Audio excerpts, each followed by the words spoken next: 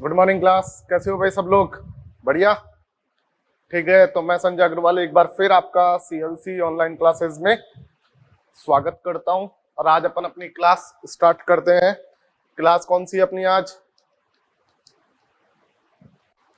अपना lecture number 159 बात करेंगे बेटा।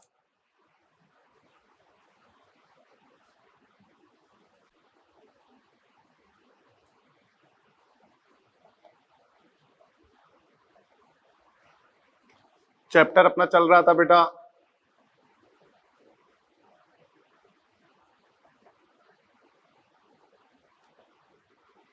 थर्मोडायनेमिक्स। ठीक है बेटा। तो इसमें बेटा मैंने आपको ऊष्मागतिकी का शून्य नियम, प्रथम नियम, द्वितीय नियम, तृतीय नियम सब करवा दिया था। थ्योरी अपनी हो गई थी, स्टेज 1 हो गई थी, stage 4 section A section B हो गया था। आज अपन बेटा मेनली स्टेज 2 की बात करेंगे। स्टेज 2 में देखेंगे कुछ क्वेश्चंस जो अपन ने पहले बात की थी कि आज स्टेज 2 के क्वेश्चन सॉल्व करेंगे। बेटा स्टेज 2 में काफी क्वेश्चंस थर्मोकेमिस्ट्री के हैं, अपन केवल थर्मोडायनेमिक्स की बात कर रहे हैं। तो डायरेक्ट अपन आ जाते हैं बेटा क्वेश्चन नंबर 40 स्टेज 2 का। वेरी वेरी इंपॉर्टेंट बात कर रहे हैं अपन बेटा स्टेज 2। इसमें बेटा question number 40 very very important question है।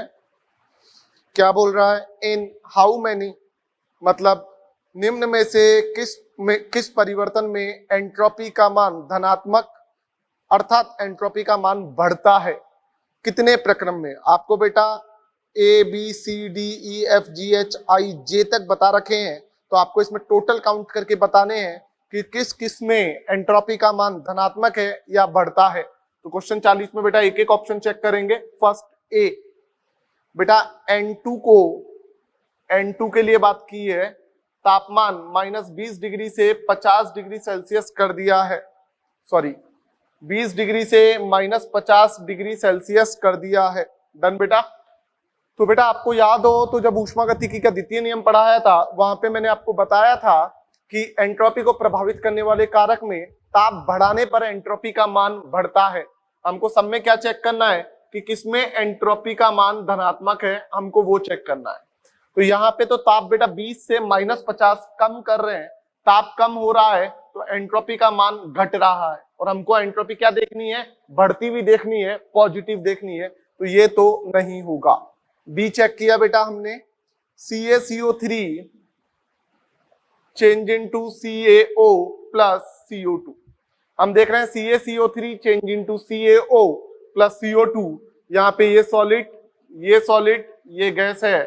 तो यहाँ पे बेटा मैं डेल्टा Ng देखूं तो डेल्टा Ng आता है उत्पाद के मोल माइनस अभिकारक के मोल। केवल गैस की बात करेंगे तो 0 + 1 -0। तो यहाँ पे डेल्टा Ng आ गया आपके पास प्लस। और हमको पता है चूंकि डेल्टा Ng 0 से बड़ा है तो हम कह सकते हैं डेल्टा S भी आपका 0 से बड़ा होगा। तो मतलब ये वाला ऑप्शन सही है। सी ऑप्शन की बात करूं, N2 + 3H2 change into 2NH3। बेटा ये गैस और ये गैस, यहाँ पे डेल्टा Ng देखोगे तो उत्पाद के गैस मोल माइनस अभिकारक के गैस मोल। उत्पाद में कितने हैं? 2, अभिकारक में 1 और 3 4। तो यहां से बेटा डेल्टा Ng आपके पास आया -2। डन। चूंकि बेटा डेल्टा Ng 0 से कम है तो डेल्टा S भी 0 से कम होगा। हमें तो धनात्मक चाहिए, तो ये वाला ऑप्शन बेटा आपका नहीं होगा। डन बेटा। ऑप्शन डी में बात करता हूं। अच्छा क्वेश्चन है, इंपॉर्टेंट क्वेश्चन है भाई। ऑप्शन डी में बात करता हूं, HCl + NH3 change into NH4Cl। ये सॉलिड ये गैस। डेल्टा Ng आएगा आपका उत्पाद के मोल माइनस अभिकारक के गैस मोल। तो कितना आया? -2। चूंकि डेल्टा Ng नेगेटिव है तो डेल्टा S भी बेटा क्या होगा? घट रहा होगा, नेगेटिव होगा, छोटा हो रहा होगा। तो ये भी बेटा हमारा ऑप्शन नहीं है, क्योंकि हमारे को कैसा चाहिए? पॉजिटिव चाहिए, बढ़ता हुआ चाहिए। तो बेटा ई ऑप्शन देखते हैं, H2O सॉरी Cl2 से 2Cl में जा रहा है। तो बेटा ये भी गैस है, ये भी गैस है।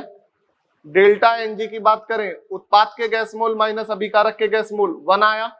चूंकि डेल्टा एनजी धनात्मक है तो डेल्टा एस का मान बढ़ रहा होगा, मतलब ये करेक्ट है।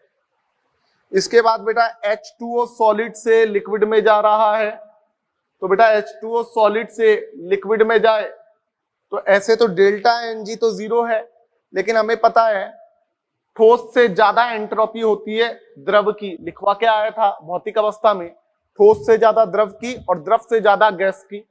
तो इधर बेटा एंट्रोपी का मान क्या हो रहा है, बढ़ रहा है, तो बेटा ये भी हमारा करेक्ट है। इसके बाद जी देखते हैं क्या बोल रहा है। लोहे पर जंग लगना, तो आपको मैंने ये लिखवाया था कि जब बेटा लोहे पे जंग लगने की बात की जाती है तो एंट्रोपी का मान बढ़ता है, ये हमको ध्यान रखना है। तो बेटा यहाँ ये भी करेक्ट है, इसमें भी डेल्टा एस का मान बढ़ रहा होगा। ठीक है, जी तक आ गए। इसके बाद अपन चलते हैं एच पे। एच क्या बोल रहा है, विलयन में शर्करा का क्रिस्टलीकरण। तो हमें पता है यहाँ पे बेटा एंट्रोपी का मान घटता है। आपको बता रखा था क्रिस्टलीकरण हो या बहुलीकरण हो, इन दोनों में एंट्रोपी का मान बेटा क्या होता है, घटता है। तो एंट्रोपी का मान घटना नहीं चाहिए, बढ़ा हुआ चाहिए, तो ये नहीं लेंगे। इसके बाद आई देखते हैं क्या बोलता है। अंडे का बेटा क्वथनांक या अंडे को गर्म करना, तो बेटा जब अंडे को गर्म करते हैं, अंडे को उबालना, तो इसमें हमने पढ़ा था एंट्रोपी का मान बढ़ता है क्योंकि प्रोटीन का विकृतीकरण हो जाता है जिससे संरचना कुंडली नुमा होने लगती है, इसलिए डेल्टा एस का मान बढ़ेगा। तो आई सही है। इसके बाद जे की बात करें बेटा क्या बोलता है। जे बोल रहा है 10 एटीएम से 1 एटीएम N2 हो रहा है, N2 10 एटीएम से 1 एटीएम हो रहा है। तो बेटा चूंकि दाब कम हो रहा है और हमें पता है एंट्रोपी जो होती है दाब के व्युत्क्रमानुपाती होती है, तो दाब कम हो रहा है तो एंट्रोपी का मान बढ़ रहा होगा, तो ये भी करेक्ट है। तो हमसे पूछा था ये A B C D E F G H I J में कितने प्रक्रम ऐसे हैं जिनमें एंट्रोपी का मान धनात्मक है, अर्थात एंट्रोपी बढ़ रही है। तो देखिएगा 1 2 3 4 5 6, तो टोटल 6 प्रक्रम ऐसे हैं इनमें जिनमें एंट्रोपी का मान बढ़ रहा है। तो बेटा इसका आपका ऑप्शन 4 करेक्ट होगा। 6 प्रक्रम ऐसे हैं जिनमें एंट्रोपी का मान बढ़ेगा। समझ में आती है क्या बात बेटा। तो एक बार बोर्ड रफ करता हूं, फिर से बोल रहा हूं बेटा, इंपॉर्टेंट क्वेश्चन है, अच्छा क्वेश्चन है, इस टाइप के क्वेश्चन पूछे जाते हैं, ध्यान रखिएगा। डन बेटा। तो ये क्वेश्चन नंबर 40 था आपका स्टेज 2 का। आगे देखते हैं और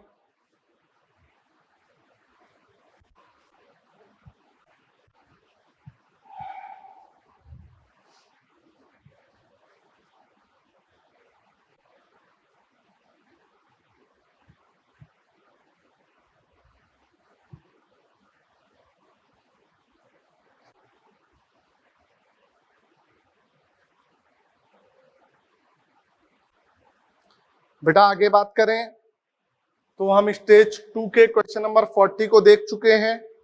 इसके बाद आ जाइए आप क्वेश्चन नंबर 43। स्टेज 2 में ही क्वेश्चन नंबर 43 की बात कर रहा हूं बेटा। क्या बोलता है 43, देखिएगा, देखें। आपको बोल रहा है जल के वाष्पीकरण के लिए 100 डिग्री सेल्सियस पर एंथैल्पी, 100 डिग्री सेल्सियस पर एंथैल्पी का मान दिया है 40.627 किलो जूल प्रति मोल। तब वाष्पीकरण की एंट्रोपी परिवर्तन क्या होगी। तो बेटा डेल्टा एस क्या होगा, डेल्टा एच वाष्पीकरण बटा टी। तो यहां से वैल्यू रखूं तो 40.627 जूल में बदलना है, किलो है, और तापमान 100 डिग्री सेल्सियस मतलब 373 केल्विन रख के बेटा इसे सॉल्व करेंगे तो आपके पास वैल्यू मिलेगी 108.91 जूल पर केल्विन। समझ में आती है क्या बात। क्वेश्चन नंबर 43 का सेकंड ऑप्शन बेटा करेक्ट होगा। फिर बोल रहा है क्वेश्चन नंबर 44। ऐसा क्वेश्चन बेटा अपन ने काफी बार कर लिया है, आप लोगों को ध्यान आना चाहिए। हाफ A2, और इंपॉर्टेंट भी बता रहा हूं मैं हर बार इसे, 3/2 Br2 चेंज इनटू AB3। इसमें बेटा हमको एंट्रोपी के मान दिए हैं, किस किस के लिए दिए हैं, A2 के लिए, B2 के लिए और AB3 के लिए। कितने कितने हैं बेटा? आपके पास है 60, 40 और 50।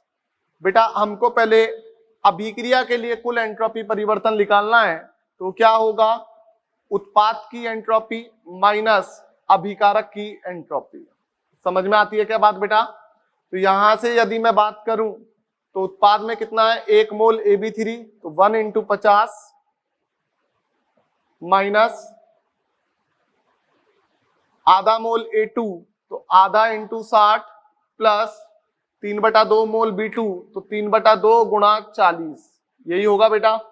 तो यहां से अभिक्रिया की कुल एंट्रोपी परिवर्तन देखूं तो 50 माइनस ये 30 और ये 60, 90 आया, तो यहां से -40 आ गया। तो बेटा डेल्टा एस नॉट हमको पता लग गया। तो यदि अब अपन बात करें, किसकी बात करनी है हमको? किस ताप पर अभिक्रिया साम्य अवस्था में होगी? तो बेटा चूंकि delta G is equal to delta H minus P delta S, साम्य अवस्था पे बात करूं तो ये 0 हो जाएगा। तो ताप क्या हो जाएगा आपका? डेल्टा एच बटा डेल्टा एस। कब है ये कंडीशन? बेटा ये कंडीशन अपन बात करते हैं साम्य अवस्था पर। ऐसे क्वेश्चन अपन ने लास्ट लेक्चर में भी बहुत सारे किए थे। तो साम्य अवस्था पर हमारे को ये मिलता है, क्योंकि उस टाइम हम डेल्टा जी को कितना मान लेते हैं? 0 मान लेते हैं। डेल्टा एच आपको दिया हुआ है, तो यहां से अपन ने बोला -20। डेल्टा एच कितना है? -20 किलो जूल। किलो जूल को सिंपल करें तो 1000 बटा -40, माइनस से माइनस गया, ये 2 आया, इसको सॉल्व किया, ये 500 आया। तो यहां से टी आपके पास आ गया 500 केल्विन, अर्थात यह अभिक्रिया 500 केल्विन पर साम्य अवस्था को प्राप्त करेगी। बेटा इसके बाद क्वेश्चन नंबर 45, 46, जो आगे के क्वेश्चन है वो ग्राफ वाले हैं।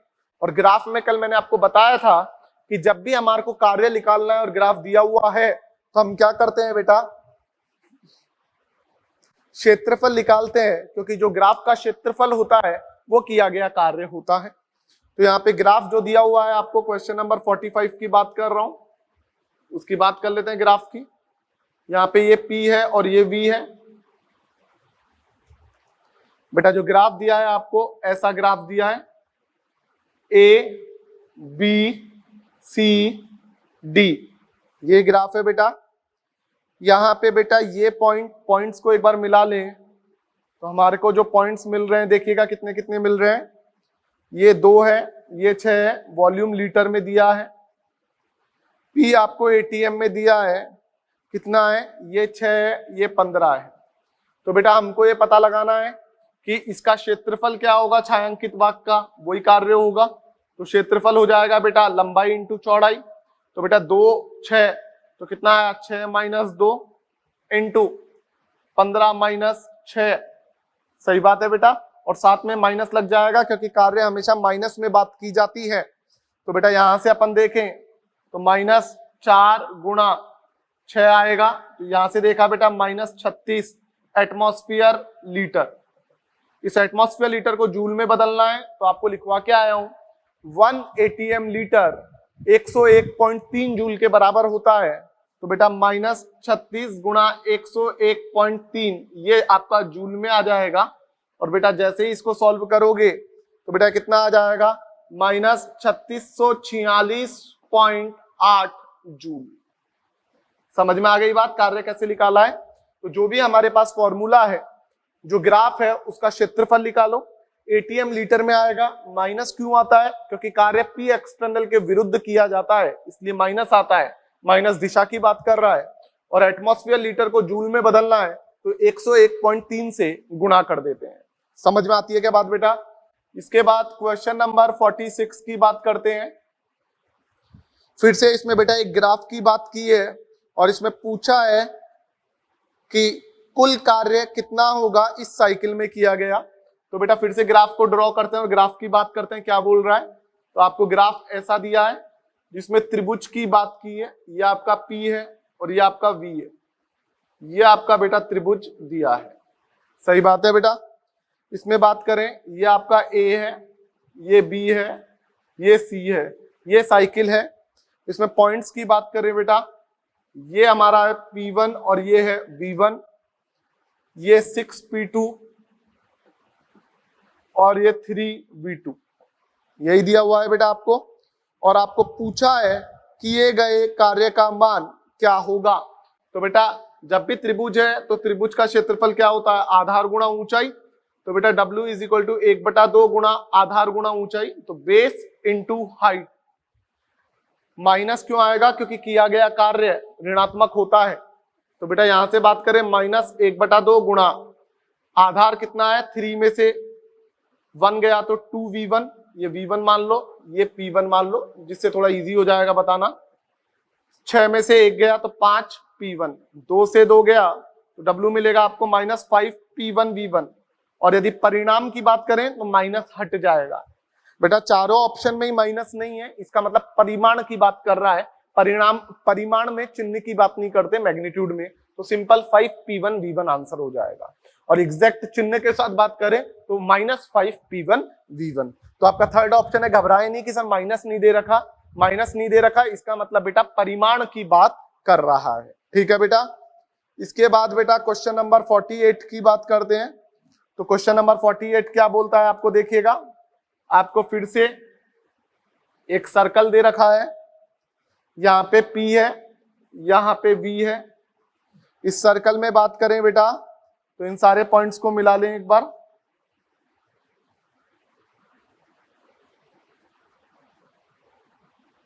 डन बेटा। तो यहां से अपन सर्कल की बात करें तो बेटा ये 30 है, ये 10 है, ये 10 है, ये 30 है।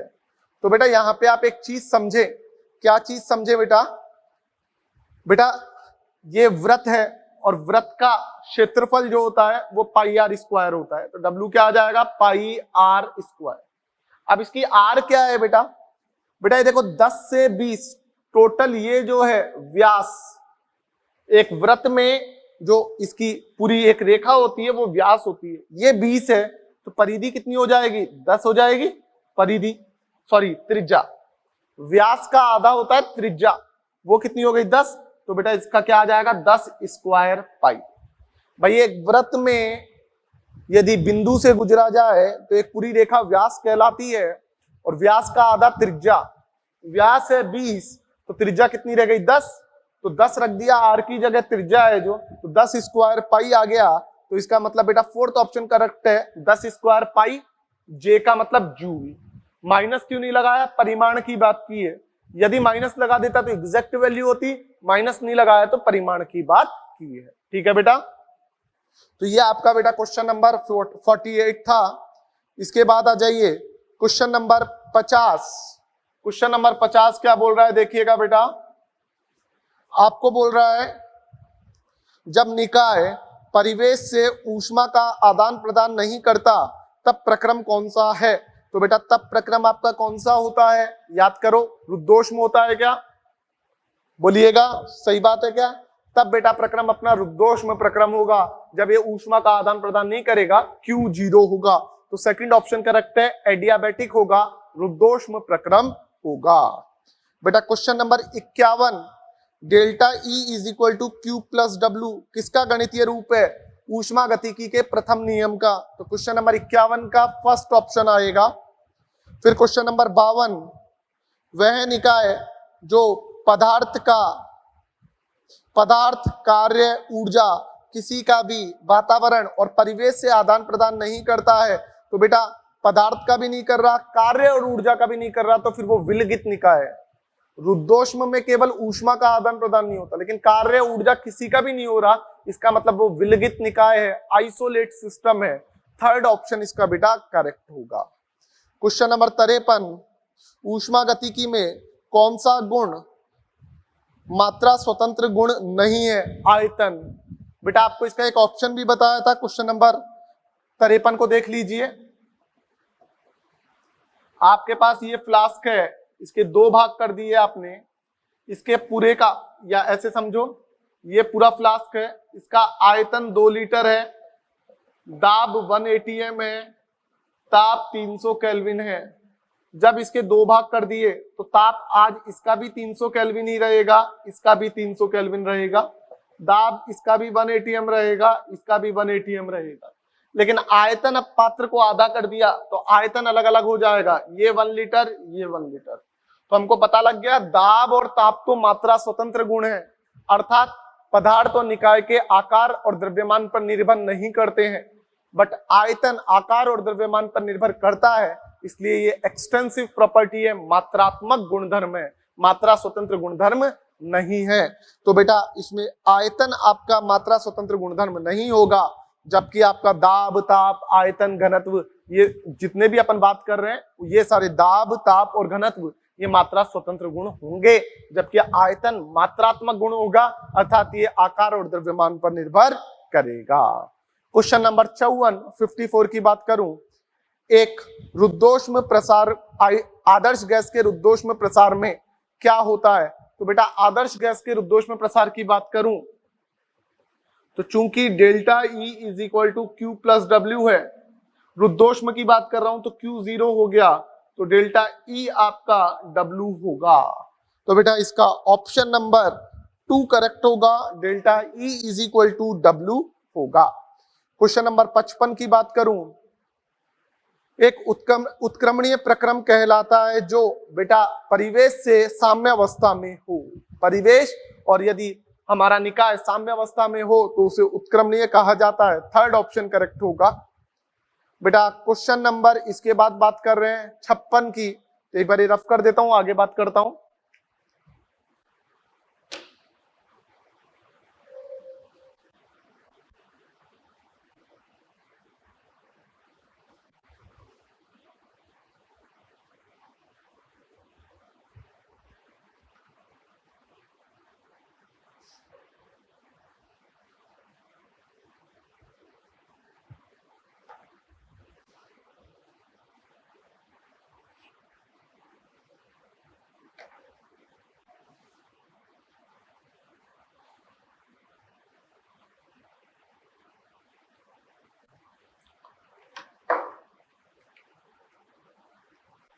तो बेटा क्वेश्चन नंबर 56 की बात करते हैं।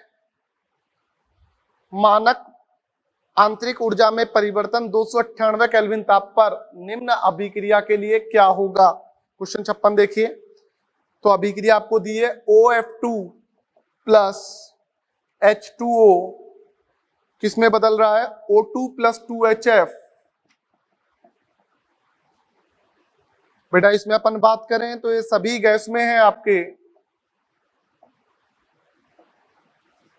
बेटा यहाँ पे डेल्टा NG देखूं तो उत्पाद के गैस मोल माइनस अभिकारक के गैस मोल, उत्पाद में 1 और 2 कितने हैं? 3, अभिकारक में 1 और 1 2, तो कितना आ जाएगा? 1।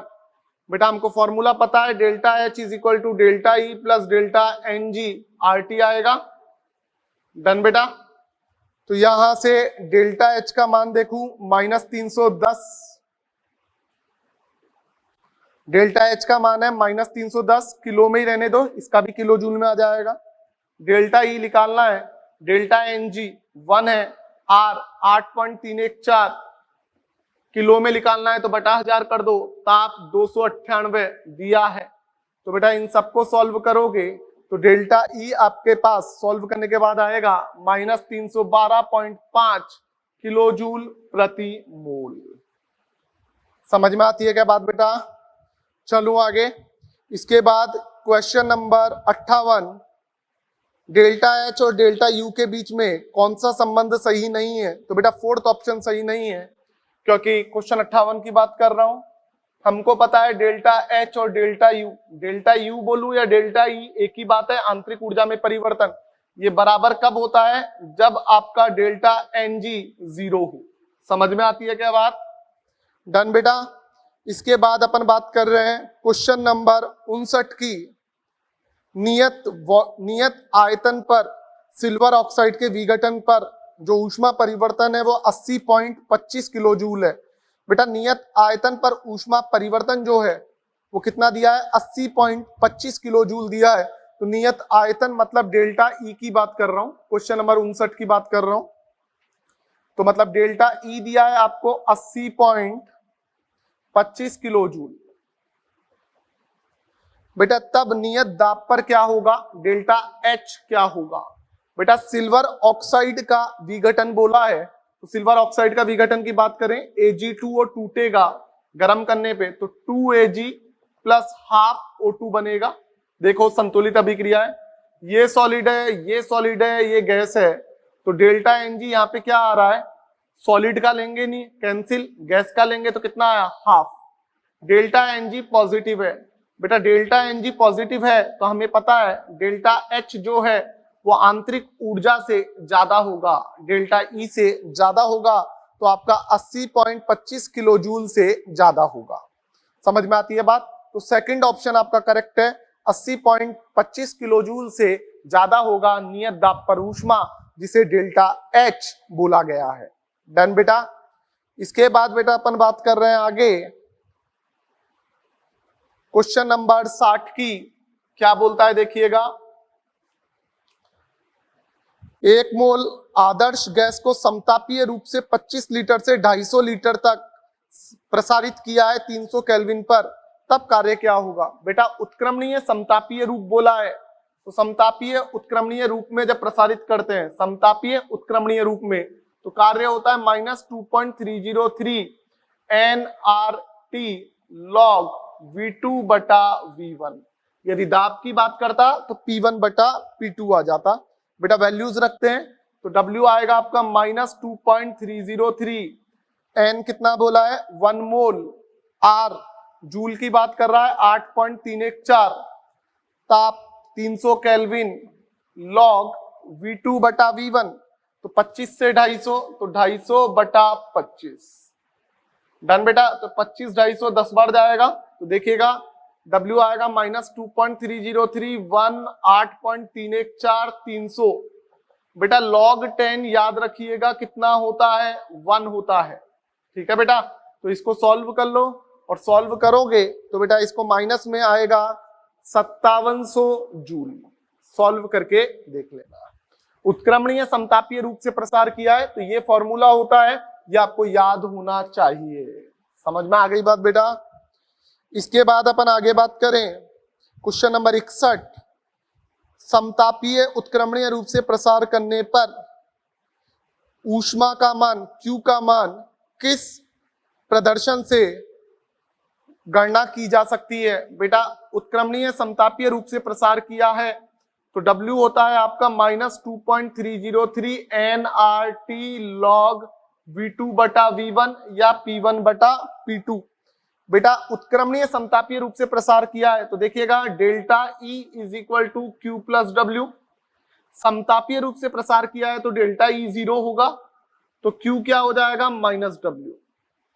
भाई समतापीय रूप से प्रसार किया है तो समतापी प्रक्रम में डेल्टा E 0, तो Q क्या हो जाएगा -W, तो माइनस माइनस प्लस, तो Q का मान आ जाएगा 2.303 nRT log V2 बटा V1। समझ में आती है क्या बात? ये आपका क्वेश्चन नंबर किसका आंसर हो जाएगा, 61 का आंसर हो जाएगा। क्वेश्चन नंबर 62 की बात करूं, अच्छा क्वेश्चन है, बहुत बड़ा है लेकिन परेशान कर रहा है। एक निकाय जो x से y अवस्था में परिवर्तित होता है, जिसमें आंतरिक ऊर्जा 25 किलो जूल प्रति मोल है, जब ये दोबारा y से x में आता है, x से y में गया जब तो उत्क्रमणीय प्रक्रम, y से x में आया तो अनुत्क्रमणीय प्रक्रम है, तब आंतरिक ऊर्जा में परिवर्तन कितना होगा, 0 होगा बेटा। जिस पॉइंट से गया उसी पॉइंट पे दोबारा आ गया, चक्रीय प्रक्रम हो गया, और चक्रीय प्रक्रम में आपको पता है डेल्टा E 0 होता है। एक तो समतापीय प्रक्रम और एक चक्रीय प्रक्रम में डेल्टा E कितना होता है बेटा, 0 होता है, ये आपको ध्यान होना चाहिए। समझ में आ गई बात बेटा? तो इसका 4th ऑप्शन करेक्ट है। क्वेश्चन बहुत बड़ा है लेकिन परेशान किया है। चक्रीय प्रक्रम में तो हम समझ गए कि आंतरिक ऊर्जा में परिवर्तन कितना आ जाएगा बेटा, 0 आ जाएगा। Question number 63। बेटा आपको बोला है एक अभिक्रिया 2 पथों से गुजरती है, जिससे x से z में पहुंच रही है। कैसे? x से z में जाना है, एक तो डायरेक्ट चली गई, इसके लिए q लिया, एक 2 पथों से आई,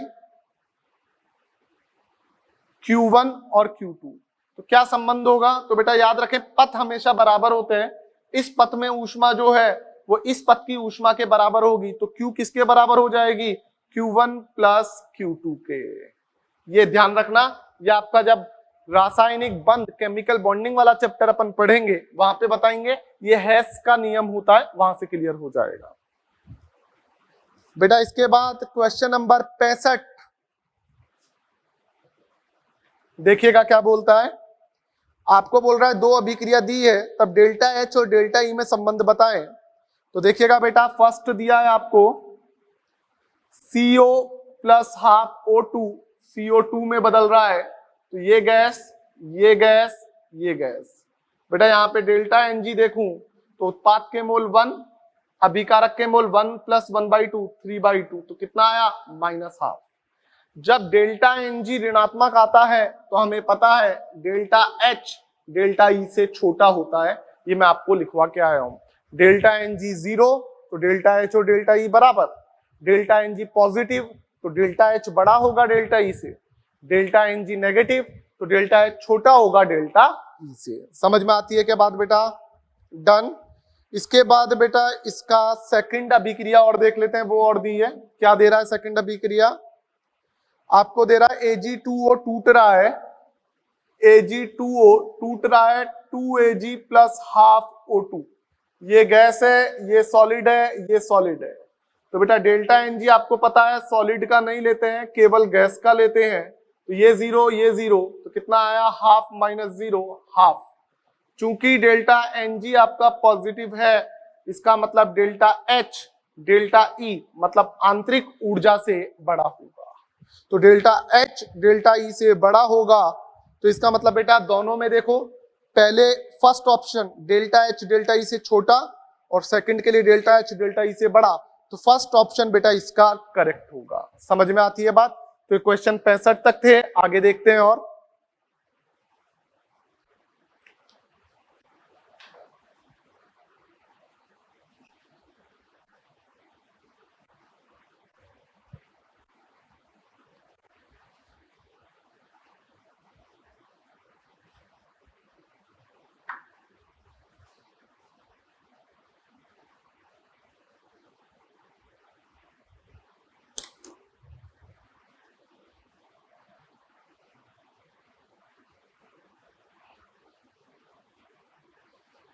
बेटा आपको परेशान नहीं होना है, जो थर्मोडायनेमिक्स में मैंने क्वेश्चन करवाए हैं आप उतने कर लें, बहुत सफिशिएंट है। ऐसे नहीं कि सर बाकी जो बेटा वो कुछ थर्मोकेमिस्ट्री के कुछ धीरे धीरे आगे सॉल्व हो जाएंगे, परेशान होने की जरूरत नहीं है।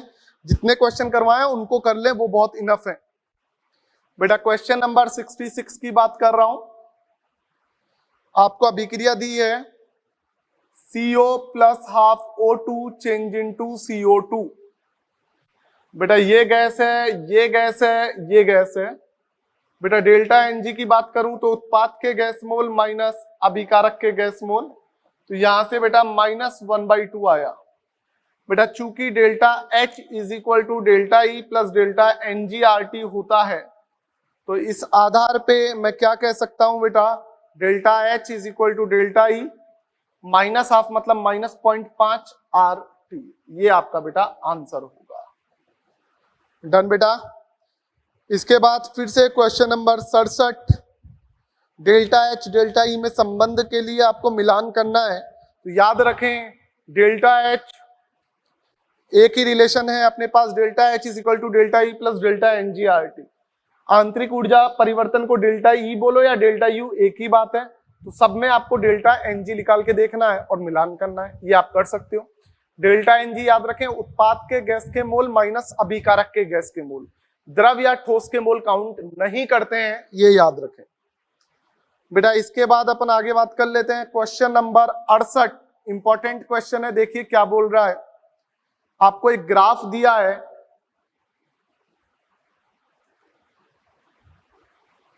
ये ग्राफ कुछ ऐसा है। यहां पे V की बात की है, यहां पे ताप की बात की है। ये A है आपका, ये B है आपका, ये C है आपका। ये 10 लीटर है, ये 2 लीटर है, ये 100 केल्विन है और ये 150 केल्विन। तो पूछा है ये कौन सा प्रक्रम होगा, कौन सा? ए बी के लिए पूछा है बेटा। ए से जब हम बी पे जा रहे हैं तो ताप तो बढ़ रहा है, लेकिन आयतन तो फिक्स हो गया, नियत हो गया। आयतन नियत हो गया ए से बी तक जाने पर, ए से बी तक जाने पर आयतन नियत हो गया, इसका मतलब ये सम आयतनी परिवर्तन है, मतलब फोर्थ ऑप्शन करेक्ट है।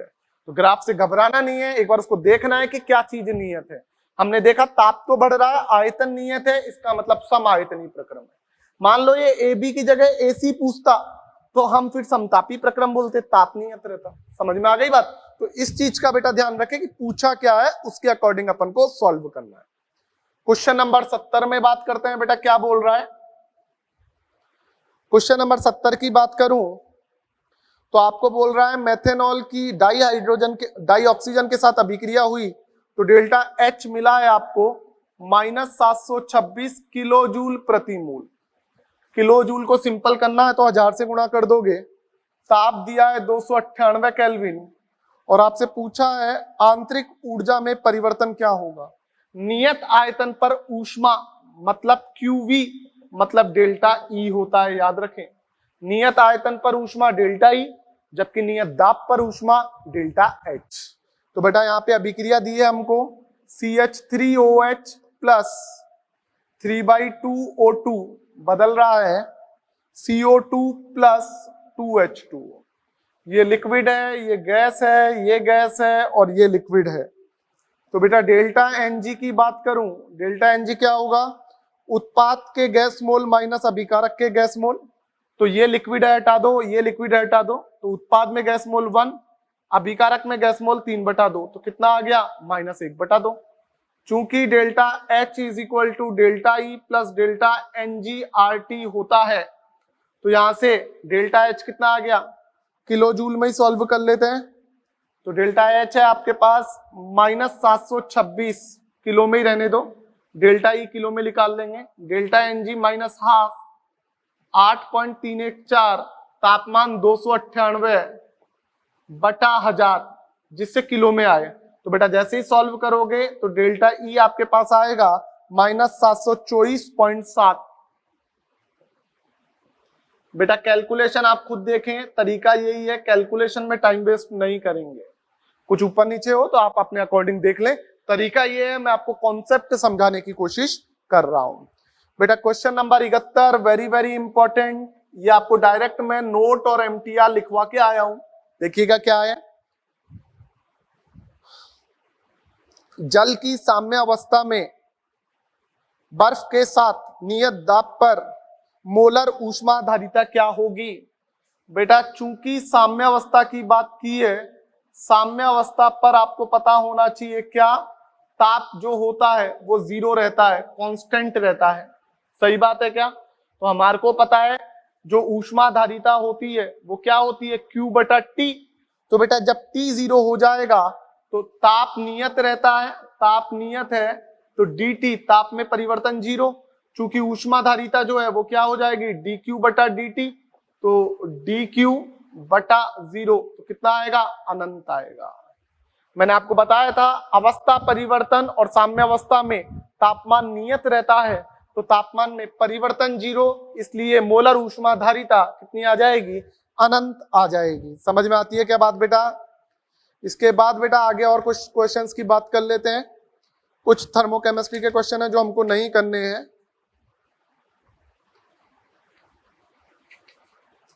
बेटा और क्वेश्चन देख लो कहीं है तो।